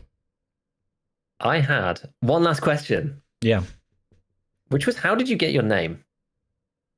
Oh God. So I never asked you. Yeah, I grew up in an extremely religious family. Okay. So we were church. If the church doors were open, we were there. And growing up, I went through a couple different usernames when I was in my youth. I was really edgy, so I was like Shadow. Yeah, that sounds really cool. So that was a name. Did some other names. Eventually, one of my, in my, teens, I was playing this game called Alliance of Valiant Arms. And we were playing a lot. It's pretty decent at the game. We were trying, there was online tournaments. We were trying to get involved in that stuff. We were trying to be very competitive about it and trying to take it seriously. We had some people on the team that was assembled that had some prior experience in more boomer shooter games like Quake and Return to Castle Wolfenstein. So they had more experience in this type of stuff. So team strategy and whatnot. But anyways, one of the teammates had a pet name for me. He called me Church Boy. He was a big fat Irish guy that lived in New York. I'll never forget him. Shout out to Booth. That guy was so funny. He was wild. And he was like, church, you're always going to church. He called me Church Boy. So I was like, you know what? I'm going to adopt the name. And then eventually I dropped the boy because I became a man. And 1x1 was kind of like another memorial to one of the other guys he used to play with, who was called Muddy, who his OG clan was called Locked on Target, and they used the bracket, the plus sign, and the other closed bracket to make a target as their clan symbol. Because way back in the old school days, that's how you did clans. You didn't have a integrated menu that was the clan menu. This was old school, which we kind of did a little bit of that in the AVA Alliance of Valiant Arms we were playing. But you couldn't use brackets, so I think we did 1x1 or we might have did LXL, but just all kind of a reminder of those glory days. Those were some of my most fondest memories of gaming back in the day. So yeah, that's the story. I see. It makes sense. Yep. It makes sense. I kind of always wondered, but then just every time I wondered, we weren't talking or we went on chat or whatever. So then I just forget, and then the next time I wonder, I'll be I wonder. Yes. Yeah, it's normally if I bring up your stream or something, and I'm just typing your name in, and I'm just I wonder. There you go. Most people think it's from Red vs. Blue. Which is a great. Red vs. Blue, right? I've seen Red vs. Blue, but I can't think what the reference would be. It was one of them. Very, very long time. Yeah. I think one of the blue guys is named Church. I think, or maybe it's the red guy. Yeah. One of the characters is called Church. Yeah. So That makes sense. That's funny. Yeah, I had a friend who got me into that in university, which was cool. He'd like seen all of them, whatever, and like they get insane towards the end. Oh It's so yeah, good. They're dude. so dumb at the beginning, and you're just like, what Yeah, the hell is this? And then but they're like so nuts at the end. Like it's actually crazy. it's That's a proper classic. blast of the past. That's a proper blast of the past. Especially Flame says now you got to explain GigaBeef as well. Like I That's feel like I've true. told the story a couple. I was well. You have told it, but it's Yeah, it's not fuzzy. even that cool, really. It's not even that cool. Like my username used to be, I just like lifted my original username just straight out of Time Splitters. Mm-hmm. My original username for the longest time was R108. I don't know why. It's just like it was the character that I always used to play in Time Splitters. So I just like, used it all over the place. But I think it got like taken somewhere. I think that was maybe why it got taken, or I had to like come up with a new name for something. I can't remember exactly what happened. But anyway, like at the time, it was just like genuinely, it was just a stupid in joke at school. Like we were like young teens or whatever, just like messing about. And for some reason, in that moment, everything was just like beef this, beef that, beef Yeah, I that. remember. Yeah. I don't know why. I don't know why. And we're playing this cool game, which I probably reminisce like if I was allowed to reminisce about this game every month, I would, but people would get bored to tears by me reminiscing about Shattered Galaxy, one of the best games that I've ever played. I probably reminisced to you before about it. It's the RTS MMO, where you had like 6 units and stuff, and you played with like 20 people aside, and everyone had like 6 units. And when you died, you like swapped units in and out, and whatever. But it was like rock paper scissors, the multiplayer online battle kind of equivalent. Like it was insane. It was so good. It was like a Nexon game, it was like some South Korean game. Yeah. Like it was super super sick, man. I've never seen anything quite like it. Other people said like PlanetSide and stuff. Anyway, there was a guy on that, and he's literally just called Gigabyte. And I basically just like took his name and just like spliced. I mean, it's not really a name, right? It's just like I just spliced the word and just took the beef and just put beef in the end. And I was like, yeah, that'll do. This is good. And then I just had it for years and years and years and years. Yeah. And like there was like a few times when I like nearly I was like, oh, do I even like it anymore? Like I like nearly changed it, but then I was like, there's too much history. Like I haven't thought about changing it for ages now because now there's like way too much. There's like way too much to ever change it. So I just go with it and just roll with it. But that was it. It was just a stupid in joke that ended up just coming at the right time, and that's it. That's it. It's just been GigaBeef ever since, and always probably will be. Yeah. It feels like it just feels wrong to change it. You know what I mean? Like there probably Yeah. is some better, like more strategic, like easier, you know, simpler syllable in general. You know what I mean? But it's just like it has a history. You know, it's just like you want to keep that there. There's You know? also kind of like there's one of those funny things about like if you're thinking about names, like it's kind of a stupid name, Mm-hmm. but there's one of those weird things about like I've thought about this before. You know, if like bands that are really well known that you know of and have just known about forever, and you just like you don't even think about the name. You just think of like the band or their music or whatever when you like hear their name. You don't even think about whether it's a good name or not. And sometimes if you take a step back, you're just like, if I was making a band, I would not call it that. It is a stupid name for a band. But like you just accept it now because it's like it's become kind of an institution. I used to get like more questions about my name when I was smaller than now I'm at this size. Because people now just like I think now they just accept the name and it's just like that's just me and my channel or whatever. Like I used to get like really weird comments, people being like, "You're not the person that I expected to be behind the name of this channel." Like it's like stuff like this. I know it was weird, but that's kind of like stopped. And so I was like, yeah, it doesn't really. I don't think it really matters what the name is. Like Yeah. maybe if it's more distinctive and kind of wacky, that's probably better in some ways because all the people who do know you just accept it, and then might make you stand out, and people be like, "What is this?" if they see it. So maybe strategically, it's a good thing. I don't know. I don't have one of those cool like single syllable like gamer names. Right. I'm always amazed, and it was like all the way back to like the original StarCraft scene. Just amazed that like these people create like awesome names like Flash or this that and the other, and it's just like how do the like whenever I try to think of a name like that, it just feels really lame, But these Yeah. people have Yeah. like sick names, but it's not like the same words all the time. It's not like they're called like Venom Ripper or whatever. They're not called something like super lame. They're called something that's just like random but kind of cool. Like I love Landmarks Yeah. handle. I think that's Yeah. a sick handle. It's so cool. Like it really stands out. Like it's got a great feel to it. There's quite a few people who've got like really good names. Pestelli is another one that comes to mind. Like Yeah, it's Festival's a good simple. one. Yeah, it's just like it's it's a weird one. But there we are. Yeah. GigaBeef it is, eh? Mm-hmm. Cool. So that's Tarkov. That's the news and what we got today for the show. We'll see, man. I'm still holding hope. I'm huffing the copium. You know, mid white patch, new content, Lightkeeper, man.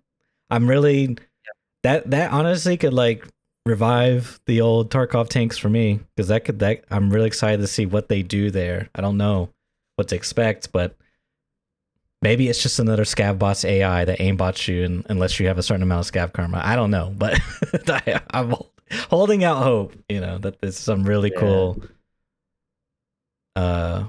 system that we can interact with and experience. Yeah, we shall see. I'm not sure if the Lightkeeper patch is going to be everything that everyone hopes. I think it'll be a little flash of something interesting, and then business as usual. I don't know. I'm not sure. I don't really think that much will change fundamentally to the game until the first iteration of Streets. Whenever we see that's going to be the big thing, and until then, I think everything's just kind of like stuff on the side. It depends on how they do it too, because we could see the introduction of all sorts of things, right? We could see the introduction of connected maps and many other things with Streets too. So it's got the potential. Like, it's going to be big anyway. It could potentially be like completely game changing with the whole structure of the game. Until then, I'm just chilling, just playing 12-12 again. Take two. Yeah. Take two. It again. You know, flea markets blocked except level 4 armors. The patch 2. Yep. Taking it from there. But yeah, I'm enjoying it anyway. I like the gameplay from the 12-12 era. So yeah, it's still pretty good gameplay. You know, the progressions. You can't just go and buy Slick and Giga Chad right off the gates from hitting Flea. So that is nice for sure. Yeah, that's fun. Cool. Well, I think that's another one in the books. Everyone, thank you so much for tuning in. Big shout out to the YouTube team, family, the people that watch over there. Hit 1,000 subscribers, which is really cool to see. The channel's been growing great with some of the changes we make. And as always, we'll see you next time. Catch you later.